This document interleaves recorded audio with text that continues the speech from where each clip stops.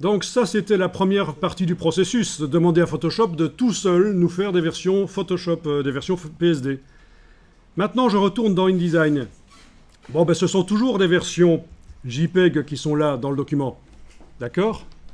Donc, on va demander de les remplacer par les versions PSD. Alors attention, dans la palette lien, voilà, je clique sur le premier lien. Je me déplace tout en bas de la liste, je fais majuscule clic sur le dernier lien. Voilà, elles sont toutes sélectionnées. Tiens, il y en a une qui est manquante. Oh, c'est bizarre. Bon, on va régler le problème.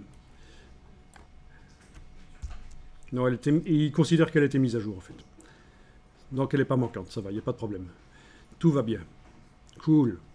Donc on a sélectionné toutes les images dans la palette lien. Vous allez dans le menu de la palette lien et vous allez demander redéfinir l'extension de fichier. C'est un truc qui s'appelle comme ça en français à peu près. Relink File Extension.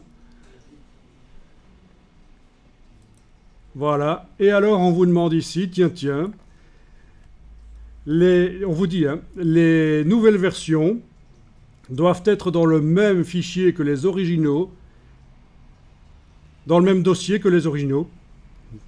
Les nouvelles versions doivent être dans le même dossier que les originaux.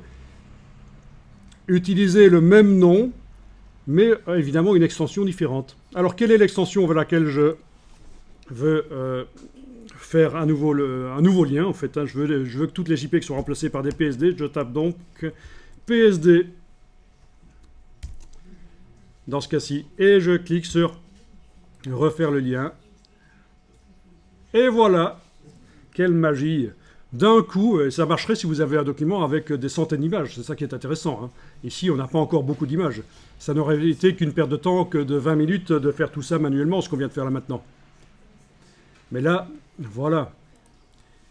Tout est en PSD. Donc les versions JPEG qui sont dans le dossier pourraient disparaître.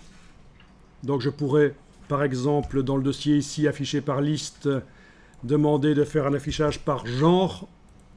Donc ça veut dire que toutes mes JPEG sont ensemble dans la liste. Je pourrais les sélectionner et puis les effacer.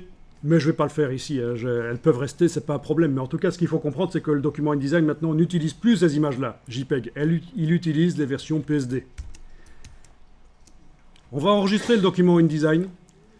Donc fichier enregistré sous. Vous allez pouvoir l'enregistrer dans le même dossier d'assemblage. Ce n'est pas un problème dans un premier temps.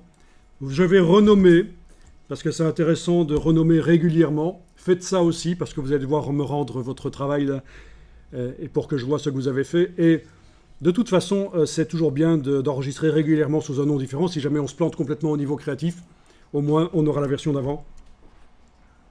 Voilà. Donc j'ai enregistré le document. Parfait.